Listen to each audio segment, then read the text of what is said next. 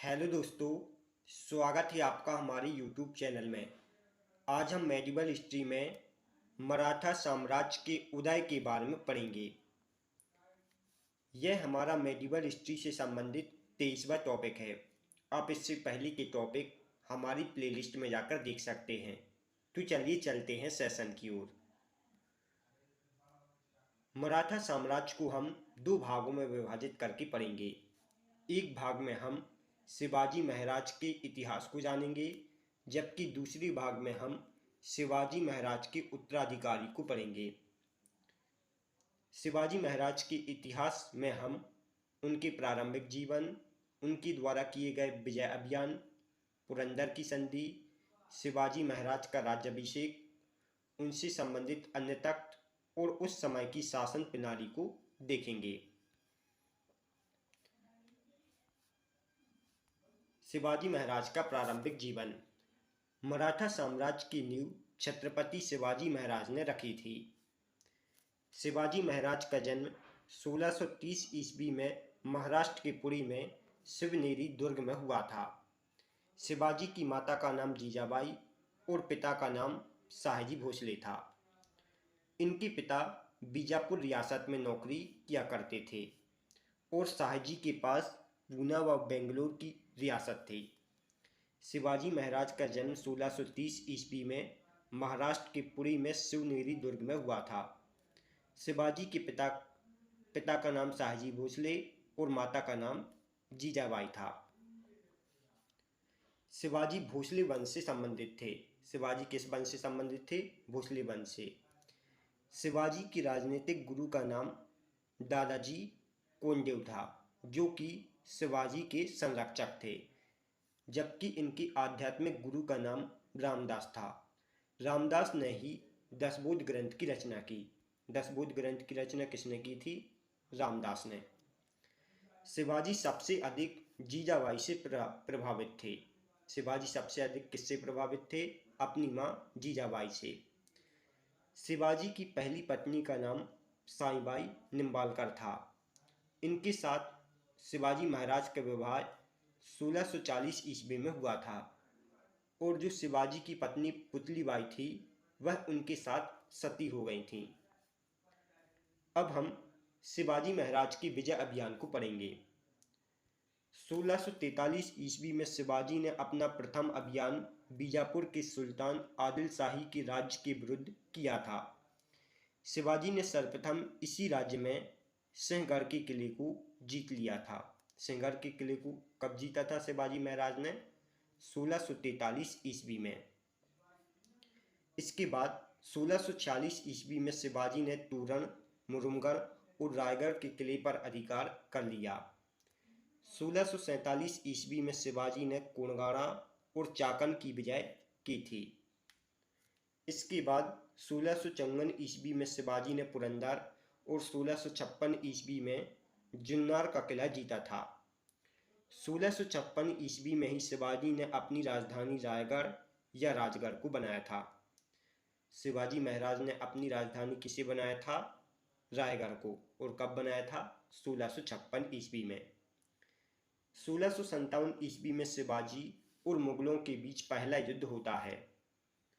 इसके बाद 1659 ईस्वी में बीजापुर के सुल्तान ने अफजल खां नामक व्यक्ति को शिवाजी को परास्त करने के लिए भेजा था, लेकिन 1659 ईस्वी में शिवाजी ने अफजल खां की हत्या कर दी।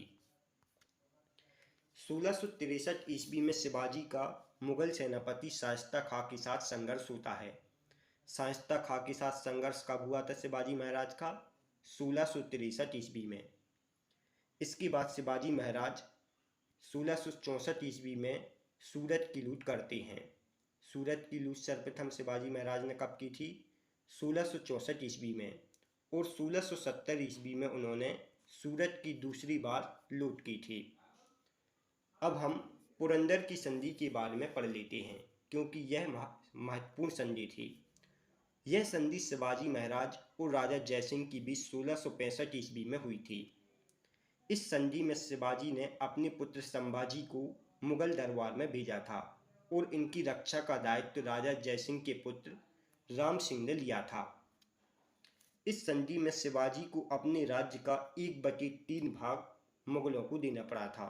पुरंदर की संधि के तहत शिवाजी को अपने राज्य का 1/3 भाग मुगलों को देना पड़ा था। शिवाजी को राजा की उपाधि किसने दी थी? औरंगजेब ने। आगे चलकर शिवाजी को औरंगजेब ने आगरा में 1666 ईस्वी में कैद कर लिया। शिवाजी को आगरा के जयपुर महल में कैद करके रखा गया था, लेकिन वह वहां से छूटकर भाग जाते हैं।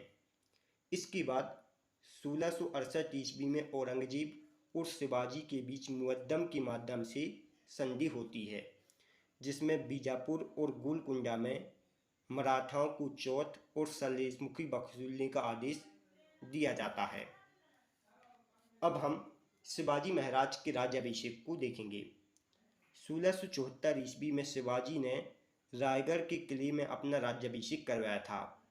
शिवाजी ने अपना राज्याभिषेक विद्वान गंगा भट्ट या विश्वेश्वर भट्ट की सहायता से करवाया था। गंगा भट्ट ने ही कायस्थ धर्म प्रतीक नामक पुस्तक लिखी थी। इसके बाद शिवाजी महाराज ने अपना दूसरा राज्याभिषेक जीजाबाई के निधन के 11वें दिन बाद करवाया था।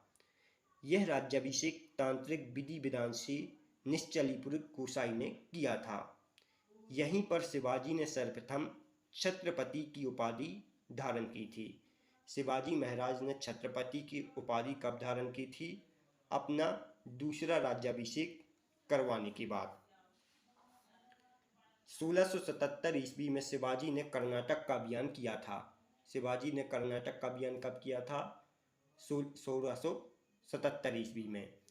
कर्नाटक अभियान के दौरान शिवाजी ने येलबर्गा और जिंजी का किला जीता था। यहीं पर शिवाजी ने नौसेना बनाई थी और जिंजी के किले की विजय शिवाजी महाराज की अंतिम विजय मानी जाती है। इसके बाद 1680 ईस्वी में शिवाजी महाराज की मृत्यु हो जाती है। अब हम शिवाजी महाराज से संबंधित कुछ अन्य तथ्य को देख लेते हैं। अंग्रेजों ने शिवाजी को सर्वप्रथम तोप प्रदान की थी। मराठाओं ने सर्वप्रथम देवगिरी के यादवों के अधीन रहकर प्रशासनिक अभिनव प्राप्त किया था और मराठाओं व मुगलों के बीच सर्वप्रथम संघर्ष शाहजहां के राज्यकाल में प्रारंभ हुआ था। मराठाओं और मुगलों के बीच संघर्ष किसके काल में प्रारंभ हुआ था? शाहजहां के काल में। शिवाजी के पुत्र संभाजी ने उनके विरुद्ध विद्रोह किया था।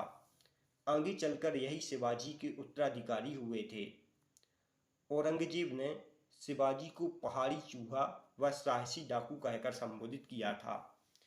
जो शिवाजी की युद्ध शैली थी वह गुरिल्ला युद्ध या छापामार युद्ध प्रणाली थी और इतिहासकार स्मिथ ने मराठा साम्राज्य को डाकू राज्य की संज्ञा दी थी।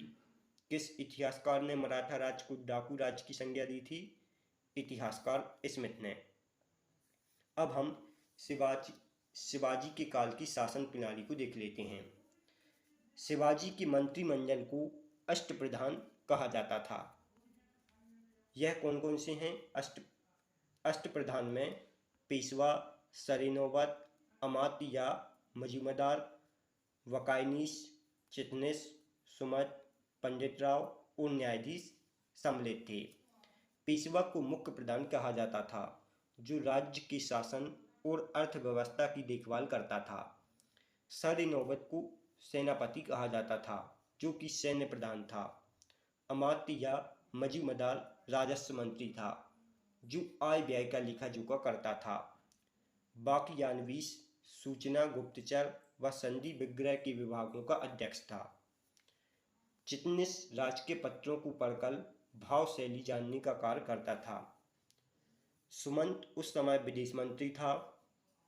पंडित राव धार्मिक कार्यों के लिए तिथि का निर्धारण करता था और न्यायाधीश न्याय विभाग का प्रधान था। इसके अलावा मराठा साम्राज्य में विदेश मंत्री सुमंत था और कर वसूलने वाला अधिकारी पटेल कहलाता था। मराठा साम्राज्य में सर-ए-नौबत सेनापति था। सरेजामी प्रथा मराठा भू राजस्व से संबंधित थे। सरेजामी प्रथा किससे संबंधित है? मराठा भू राजस्व से। शिवाजी के घुड़सवार सेना में सबसे नीचे श्रेणी का अधिकारी हवलदार और नायक था। शिवाजी ने अपनी नौसैनिक बेड़ा कुलाबा, कल्याण व भिवंडी में स्थापित किए थे और मराठा साम्राज्य की राजभाषा कौन सी थी? मराठी। वह क्षेत्र जो प्रत्यक्ष रूप से मराठाओं के नियंत्रण में था उसे क्या कहा जाता था? उसे स्वराज कहते थे। वह क्षेत्र जिससे मराठा लोग चौथ व सरदोषमुखी वसूलते थे उसे मुक्ताई या मुल्क एक कदीम कहा जाता था। जो शिवाजी की कर व्यवस्था थी मलिक अंबर के समान थी। शिवाजी की कर व्यवस्था किसके समान थी? मलिक अंबर के समान। शिवाजी के समय कुल उपज का 33% भाग राजस्व के रूप में वसूला जाता था, जो कि बढ़कर 40% हो गया था। शिवाजी ने रस्सी द्वारा माप की व्यवस्था के स्थान पर काठी और मानक छड़ी का प्रयोग किया था। मराठा साम्राज्य की कल वसूली का आधार रैयतवाड़ा प्रथा थी। मराठा साम्राज्य की कल वसूली का आधार क्या थी? रैयतवाड़ा प्रथा। मराठा साम्राज्य में न्यायालय को धर्मसभा या हुजूर हाजिम मजलिस कहा जाता था। यह सभी पॉइंट आपको मराठा साम्राज्य के बारे में याद रखना है। Thanks for watching. दोस्तों, यदि आपको हमारी वीडियो पसंद आई हो तो आप हमारे वीडियो को लाइक और शेयर जरूर करें। इसके साथ ही चैनल को सब्सक्राइब करें। आप हमारे इस वीडियो से रिलेटेड PDF को हमारी वेबसाइट से डाउनलोड कर सकते हैं, जिसका लिंक डिस्क्रिप्शन में दिया गया है।